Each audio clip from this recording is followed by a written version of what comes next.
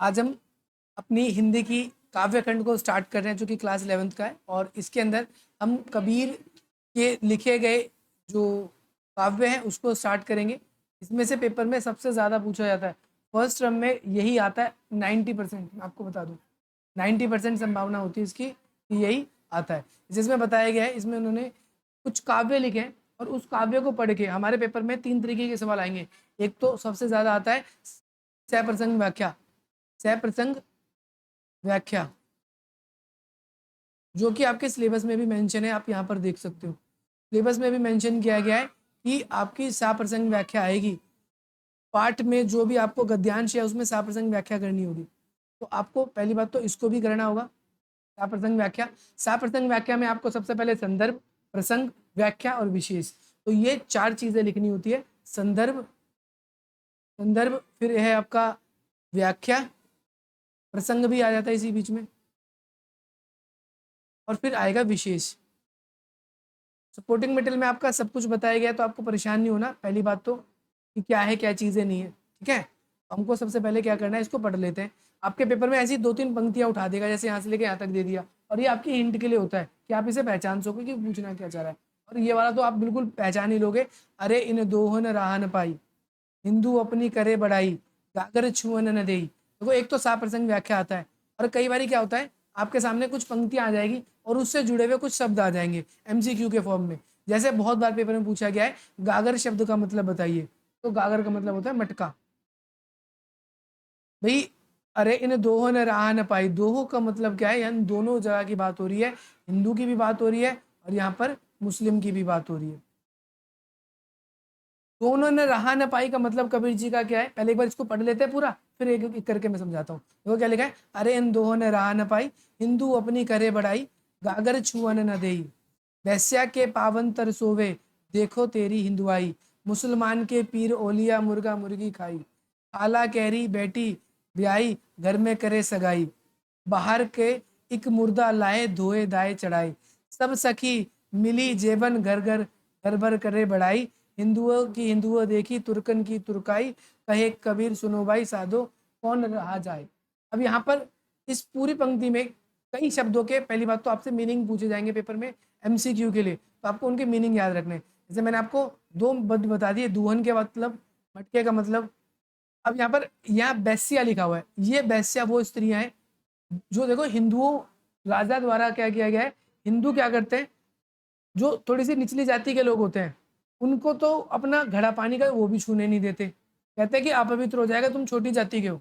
और वैश्य जो ऐसी स्त्री जो ठीक नहीं बताया गया है, नेगेटिव वे में उनका चित्रित किया गया है, उनके भाई पैरों पे जाकर लौटते हो आप, ठीक है। तो ये देखो, हिंदुओं की हिंदुआई देखी, यानी तुम कैसे इंसान हो।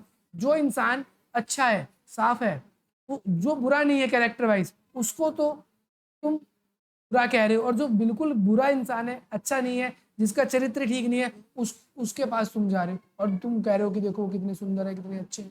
तो यहाँ पर हिंदुओं कहते हैं, हिंदू अपनी बढ़ाई करता है। मुसलमानों के बारे में भी उन्होंने क्या किया है, अपने विचार व्यक्त किए हैं। देखो, पीर ओलिया का मतलब क्या है, जो मुस्लिम के जो कोई भी जैसे त्यौहार होते हैं अधिकतर, तो उसमें क्या होता है कि मुर्गा या मुर्गी उनको चढ़ाया जाता है। जैसे अधिकतर जगहों पर ऐसा होता है, ऐसा माना गया है कि मुर्गा मुर्गी खाया जाता है उनके में। जैसे कोई भी त्यौहार होता है, कोई कुछ होता है, तो उसमें मुर्गा मुर्गी चढ़ाया जाता है या खाया जाता है, नॉनवेज खाया जाता है। तो कहते हैं भाई, अगर कोई धार्मिक व्यक्ति होगा और धार्मिक काम करेगा, तो दूसरों को मार के कैसे वो खुश रहेगा, ऐसा तो हो नहीं रहना चाहिए। तो मुसलमानों का भी क्रिटिक किया है उन्होंने, और हिंदी का भी क्रिटिक किया है, नहीं आलोचना करी है। हिंदुओं की भी आलोचना करी, मुस्लिम की भी आलोचना करी, इन दोनों ने रहा ना पाई है। अब मुसलमानों के बारे में थोड़ा सा और भी ये बताते हैं, कहते हैं खाला कहरी बेटी घर में करी सगाई। अब यहाँ पर मुस्लिम में एक चीज कमी देखी गई है, वो अपना ब्लड रिलेशन नहीं देखते, कई बार वैवाहिक संबंध अपने खानदानों के बीच में स्थापित कर देते हैं, चाहे वो मौसी हो, चाहे वो और भी कोई रिलेशन में हो सकते हैं, ठीक है। सब नहीं करते, सब नहीं करते हैं, कुछ कुछ करते हैं जो कमियां हैं। और हिंदुओं में भी ऐसा नहीं कि सब वैश्या के पावन तरी जाके सोते हैं, लेकिन कई लोगों में, भाई सीधी सी बात है, अगर कमी है तो कमी है, तो हिंदुओं और मुस्लिमों की दोनों की कमी को कबीर जी ने अपने रचनाओं के माध्यम से हमारे सामने बताने का प्रयास किया है। आगे इसमें देखो, ये बताया गया था कि खाला कैरी, इसमें जो मुस्लिम लोग हैं वो अपने ब्लड रिलेशन को, यानी अपनी दूध का रिश्ता जिसको कहते हैं, कि एक माता ने एक पुरुष को जना और उसी माता ने एक स्त्री को जना, मतलब एक लड़की को। इन दोनों में वैवाहिक संबंध स्थापित नहीं होंगे, लेकिन उनकी जो रिश्तेदार हैं, मौसी, चाचा या कोई भी है, हालांकि हर कोई नहीं करता, मैं यहाँ पर फिर रिपीट कर रहा हूँ, लेकिन कई लोग मुस्लिम में ये कमी देखी गई है कि वो आपस के रिश्तों में ही आप अपनी शादियां करवा देते हैं बेटी बेटाओं की। तो ये कबीर जी ने कहा ये गलत है, ये नहीं होना चाहिए। इसके बाद में बाहर से एक मुर्दा लाए, धोए धाए चढ़ाए। बाहर से नॉनवेज खरीद के लाते, उसको धोते धाते और उसको सर्व कर देते, शादी विवाह में या जैसे भी है, या खा लेते। और घर जाकर हिंदुओं को देखोगे तो हिंदू की स्त्री, मुस्लिम को देखोगे तो मुस्लिम की स्त्री, दोनों में ही कमी है। लेकिन दोनों घर बैठे बैठे स्त्री आपस में क्या करती है, बड़ाई करती है, हमारा धर्म अच्छा है, हम अच्छे हैं। तो कबीर ने दोनों की क्या बताई है, कमी बताई कि दोनों में से कोई भी अच्छा नहीं है। हिंदू की हिंदुआई देखी, मतलब हिंदू का हिंदूपन भी देख लिया, हिंदू अपने आप को बड़ा मान बता रहे हैं, वो भी देख लिया, हिंदुओं में भी कमी है। और तुर्कन वर्ड जो है मुस्लिम के लिए इस्तेमाल हुआ है, तुर्कन की तुर्काई। ध्यान रखना, मुस्लिम दो तीन तरह के हैं भारत के अंदर। एक है तुर्किश, जिसे तुर्कन कहते हैं, एक है अफगानी जो अफगान के हैं, और एक है अरबी। तो तुर्कन वर्ड भी मुस्लिम के लिए, तुर्कन की तुर्काई देखिए, मतलब मुस्लिम को भी मुसलमानपन देख लिया इन्होंने, उसमें भी कमी है। कबीर कहते हैं सुनो भाई साधो, कौन कौन सी, आखिर तुम सही तो बताओ कौन सा रहा तुम्हारा ठीक है। मुस्लिम में भी कमी है, हिंदू में भी कमी है। हिंदू कहता है कि आप हमारा धर्म अपनाओगे तो ईश्वर की प्राप्ति हो जाएगी, हमारा धर्म सबसे अच्छा है। लेकिन कबीर जी कहते हैं कि सही में साधु या सही में अच्छा जो धर्म है वो ना तो हिंदू धर्म है और ना ही मुस्लिम धर्म है, दोनों की कमी है। ये तो एक दोहा रहा, आपने इससे भी बहुत अलग अलग दोहे देखे होंगे। देखो हिंदू की कमी के बारे में भी कबीर जी कहते हैं पत्थर पूजे हरि मिले तो तू पूज पहाड़, इससे तो भली चक्की जो पीस खाए संसार। यानी कबीर जी इस पंक्ति के माध्यम से ये कहते हैं कि हम मूर्ति पूजा करते हैं, अगर पत्थर पूजने से भगवान मिल जाए ना तो पहाड़ को पूजो, उससे तो फिर तो बहुत जल्दी भगवान प्रसन्न होंगे। इससे तो भली चक्की जो पीस खाए संसार, यानी पत्थर को पूजने से कभी भगवान मिलते ही नहीं। इससे भली चक्की है, कम से कम चक्की चलाओगे पत्थर से तो कम से कम आटा तो पिसेगा, या जो चीज होगी वो तो पिसेगा। मुस्लिम की भी कमी को बताते हैं, ये इस पंक्ति नहीं में, अलग पंक्ति में, मैं अपनी मर्जी से बता रहा हूँ। कहते हैं कंकड़ पत्थर लिए जोड़, उस पर मस्जिद बनाए और ऊपर बैठ के अल्लाह अल्लाह चिल्लाए। देखो वैसे तो मुस्लिम धर्म कहता है कि ईश्वर निराकार है, ईश्वर का कोई आकार नहीं है, ना कोई रंग रूप है, इसीलिए वो मूर्ति पूजा करते नहीं है, मस्जिद इसीलिए अल्लाह को पूजते हैं। वो कहते हैं अल्लाह ने जो संसार को बनाया तो अल्लाह इतना शक्तिमान है कि उसको एक मूर्ति में हम नहीं पूज सकते, उनका कहना ये है। और वो सबसे ज्यादा ताकतवर है, वो ये भी कहते हैं। तो फिर कबीर जी कहते हैं अगर ऐसा है तो तुम मस्जिद के ऊपर बैठ के अजान जो करते हो, अल्लाह अल्लाह जो शाम के टाइम चिल्लाते हो, या 5 टाइम की जो नमाज होती है, ये क्यों करते हो? आप ईश्वर का स्मरण ऐसे ही कर सकते हो। तो कबीर उनकी भी कमियां बता रहे हैं, इसमें भी बहुत सारी कमियां हैं। कबीर की अगर आप दोहे पढ़ोगे तो आपको बहुत सारी कमी मिलेगी। तो इसके अंदर ये बताया गया है। देखो अब हम सह प्रसंग की बात करते हैं। सह प्रसंग ये पेपर में ज्यादा नंबर का आता है। पहले क्वेश्चन कैसे आएगा, पहले मैं वो दिखा देता हूँ आपको। आपके एग्जाम में कुछ क्वेश्चन नंबर 12 के करीब में होगा ये, या आगे पीछे भी हो सकता है, कोई दिक्कत नहीं है, लेकिन पेपर में सीधा से आएगा निम्नलिखित में से काव्यांशों की सह प्रसंग व्याख्या कीजिए। आपके हिंट के लिए उसने क्या दे दिया, कुछ पंक्ति की लाइनें दे दी। ये वो वाली नहीं है, क्योंकि भाई पेपर में तो कुछ भी आ सकता है। आपके पास ये अच्छा रहेगा कि 2 ऑप्शन आते हैं, मैं सारे के सारे करवाऊंगा आपको, आपको जो समझ में आएगा आप वो कर लोगे।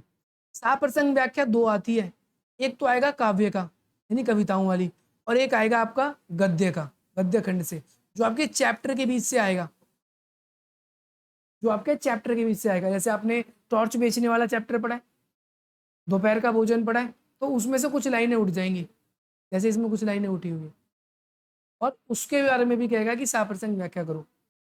यहाँ पर देखो पेपर में आपको साप्रसंग व्याख्या आएगी तो आपको 4 चीजें लिखनी होती है। पहले संदर्भ, जब आप छोटी क्लास में थे पहले भी आता था साप्रसंग व्याख्या, ऐसा नहीं कि नहीं आता था, लेकिन उसमें लिखने का तरीका थोड़ा सा अलग था। संदर्भ लोग नहीं लिखते थे, आप डायरेक्ट प्रसंग लिखते थे। संदर्भ में हमको ये बताना है कि जो कवि है वो उसका मेन भाव क्या है, आखिर एक्चुअल में वो कहना क्या चाहता है। तो इसमें आप देखोगे ये पहली बात तो भक्ति काल की कवि है। निर्गुण भक्ति की बात करते हैं, देखो 2 भक्ति होती है, एक निर्गुण होती है, एक सगुण होती है। निर्गुण भक्ति वो ऐसी भक्ति होती है जिसमें ईश्वर का ना कोई रंग रूप है ना आकार है। कबीर जी कहते हैं ऐसे भगवान को पूजो जिसका ना कोई रंग रूप है ना कोई आकार है, ठीक है। इसीलिए वो मूर्ति पूजा का कबीर भी विरोध करते हैं। दूसरी बात, इन्होंने अपने जो ग्रंथ लिखे हैं वो बीजक नाम का ग्रंथ है। आप 12th क्लास में आओगे तो आपको ये भी पता चलेगा कि आदि ग्रंथ साहिब भी लिखा था इन्होंने, ठीक है। कबीरदास जी ने अपनी रचनाओं के माध्यम से, पंक्तियों के माध्यम से क्या किया है, हिंदू और मुस्लिम की कमियों को उजागर किया है। आप संदर्भ में ही लिख दोगे इतनी बात बस, ठीक है।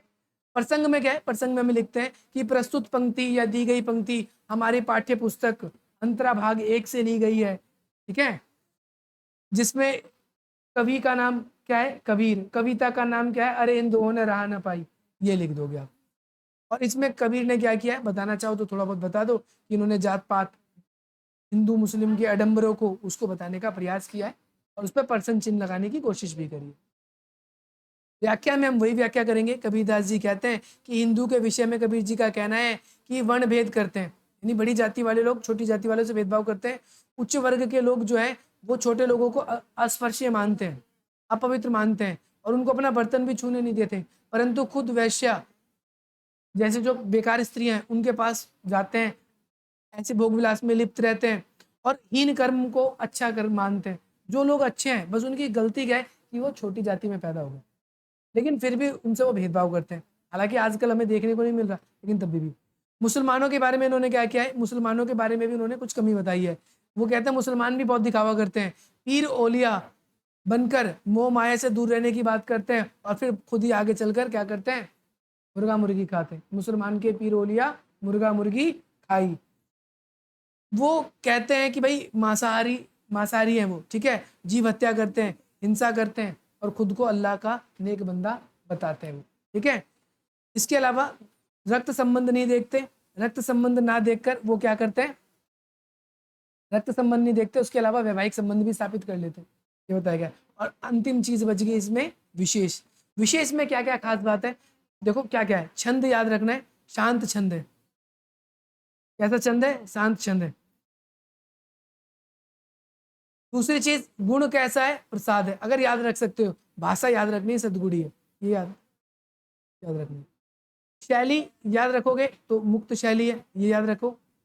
मुर्गा मुर्गी में अनुप्रास अलंकार हो गया, माँ और माँ वर्ण की आवृत्ति बार बार हो रही है, अलंकार अगर पहचान सकते हो, ठीक है।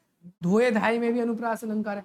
देखो कितनी चीज, 4 चीजें आप विशेष में याद रखो। और आपको फिर भी कुछ याद नहीं रहता ना, तो आपको पता क्या करना है, 2 बातें याद रखनी है। भाषा सरल सहज प्रभावमयी है, पहली बात। तत्सम तत्भव शब्दों का इस्तेमाल किया गया, दूसरा चीज ये याद रखोगे। हर किसी में लिख देना, सब में काम आएगा, किसी भी कविता में, ठीक है। ये आगे अब पद आधारित प्रश्न देखोगे तो प्रश्न देखा हुआ है। जैसे यहाँ पर कबीर ने हिंदू और मुसलमानों को बाह्य आडंबर की बात करी है, बता दोगे हिंदू के कौन से आडंबर की बात करी है, मुस्लिम के कौन से। कबीर ने ईश्वर प्राप्ति करने में क्या बाधा बताई है, हिंदू की भी अपनी कुछ कमियां है, मुस्लिम में भी कुछ कमी है। वो अपने आप को खाली श्रेष्ठ बताते हैं परंतु अपनी कमियों को दूर नहीं करते। कबीर समाज सुधारक के रूप में कैसे दिखाई पड़ते हैं, तो वही बात बताना है। ये सेम क्वेश्चन है लेकिन अलग अलग तरीके से पूछा जा रहा है। कबीर ने ईश्वर की प्राप्ति के लिए क्या साधन बताया, तो कबीर ने निर्गुण भक्ति की बात करी है। कबीर ने धर्म के आडंबरों को दूर करने की बात करी है ना। अब सेकंड वाला पोएम शुरू होता है आपका, बालम आवे हमरे गिरे, जिसके बारे में हम कल की क्लास के अंदर पढ़ेंगे।